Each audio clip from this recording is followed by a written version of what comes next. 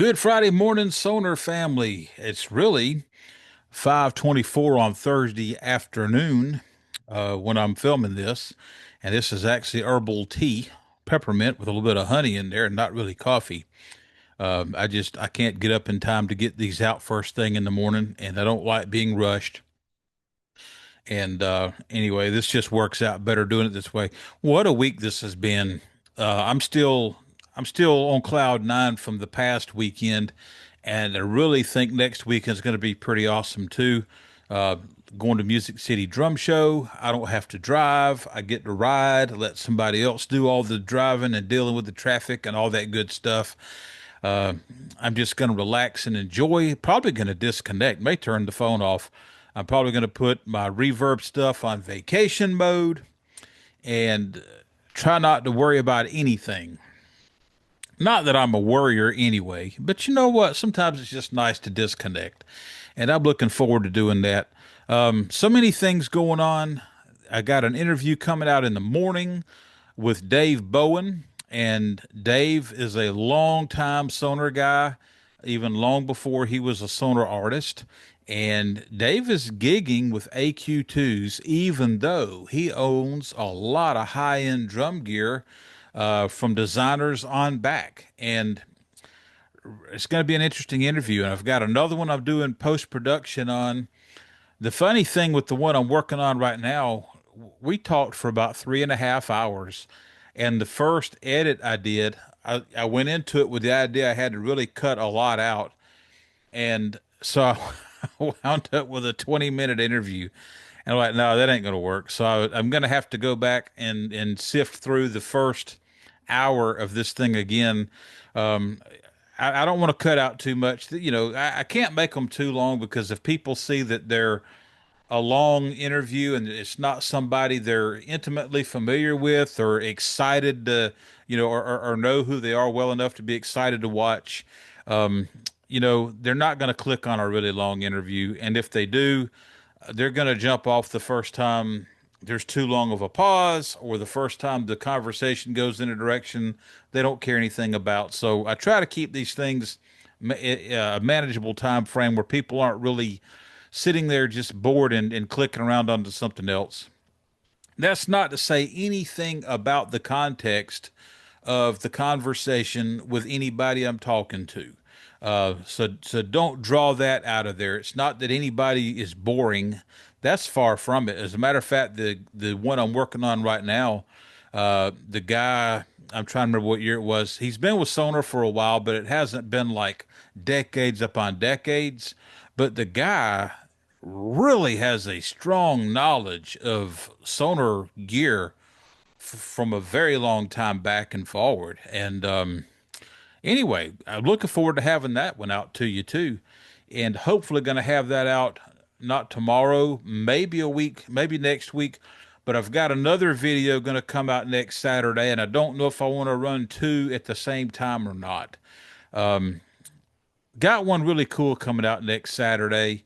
I plan to have it out next Saturday. There may be a conflict of interest. It may have to come out Sunday, but I really want you to see it Saturday.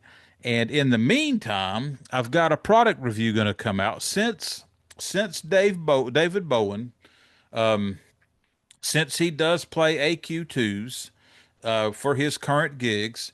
I figured what a better time to do a sort of, I'm going to do a product close up. How about that? We'll call it a product close up. I can't really call it a practical review like I've done with the AQXs and the AQ1s because I haven't owned any AQ2s.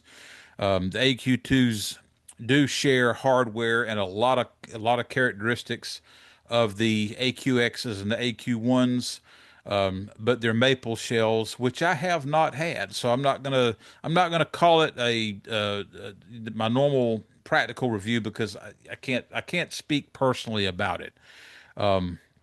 But just a quick, and you're gonna hear me say this several times for a spell here, and you already probably have, but the AQ series that they've got out, the AQX, the AQ1, and the AQ2, I've got a lot of respect for what they've done with those. AQXs are the starting point and the price points. And I'm going to tell you what, they're not a joke. Those are not toys. They're not anywhere even close. You could gig those, and I think they're as robust as the AQ2s would be. They've just got, I think it's poplar shells instead of the birch or the maple, but they sound great. They sound great, solid as a rock. Beautiful wraps on those. I had two. I had the black sparkle or whatever they called it, and the blue. The black was more subtle with the sparkle, and the blue was not. The blue popped. I mean, the blue, it was an attention getter, and those drums appeared and sounded on par with a $2,000 shell set. And I mean that wholeheartedly. You know what? I try to be transparent and I try to tell it like it is on here. If they sucked, I would tell you, nope, they've missed the boat. And, when I interviewed Todd the other day, we talked about the 600 series stands. Unfortunately, when they moved away from the signature and the highlight exclusive hardware and all that stuff, something changed with the 5000 series, and that change transferred down to the 600 series. And there's just not the magic there. And you know what? The 600 series has great hardware. You compare it to anything on the market. If it wasn't the best hi-hat stand on the market, Todd would be playing something else. He explained in our recent interview why he did not go with the Eliminator. So comparing it to everything on the market, the 600 series is a great stand. Comparing it to what Sonor has done in the past, it comes up a little short. And I'm not trying to give the 600 series a black eye. What I'm trying to tell you is that I try to be a tell it like it is kind of guy. So when I tell you that the AQ series of drums is a very well thought out, very well designed, engineered, and executed product, I am not joking. And anyway, so the AQ2s, David Bowen is playing those. I'm going to do a product close up coming up, and I hope you'll keep your eyes open for that. If you want a good gigging drum set, or if you've got a neighbor that wants to buy a drum set for their kid and they want something that's actually going to be viable if they stick with it, and or if they don't stick with it, if they want something with some resale value, the AQ line is really worth a look. But I would gig that stuff all week long. I absolutely positively. I even had the smaller stuff on the AQX when I was gigging that. We did an outdoor event with live sound, and the 18-inch kicks sounded phenomenal. The snare, I used the snare drum, the 13-inch snare drum. No complaints. Sound guys loved it, or the sound guy loved it. The band loved it. So anyway, kind of droning on about the AQ line, but when you compare it to some of the stuff that Sonor has done in the past, it's a world of difference.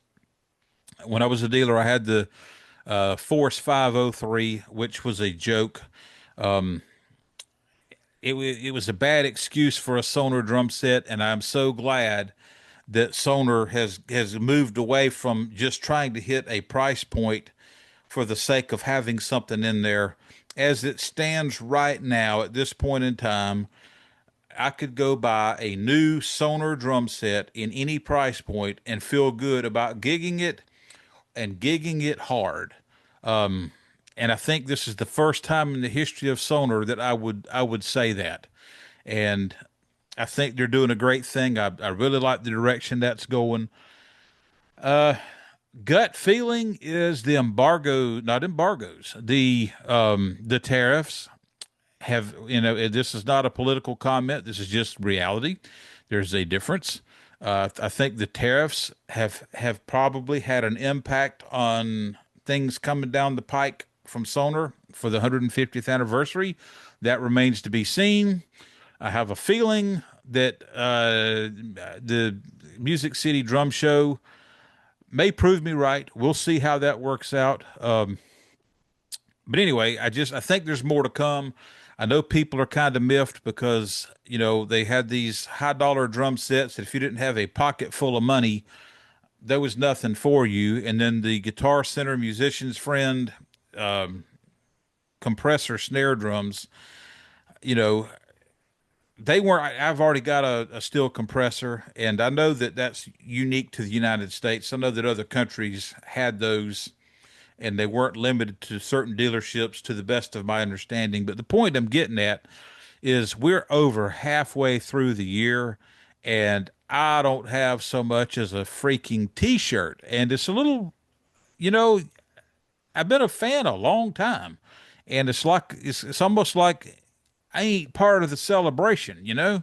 And I don't think I'm the only one that feels that way, but the game's not over. I mean, there's still half of the year left, near about.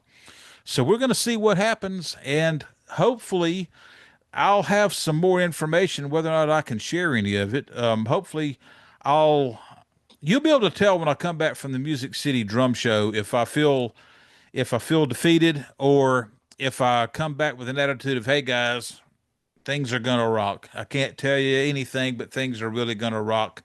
I have a feeling it's gonna be more of that, but I don't have any immediate knowledge on that other than a video that I had to pull a while back. And some of you are going to know what I'm talking about. And if you do, please do not comment on it here or on the forum. Please respect the fact that I got asked to pull that.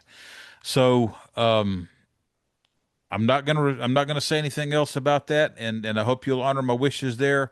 But I think I'm gonna wrap this thing up. I'm gonna enjoy my tea this afternoon. Look, guys, I need to sell stuff. I've got this trip coming up. I would like to get to go enjoy myself.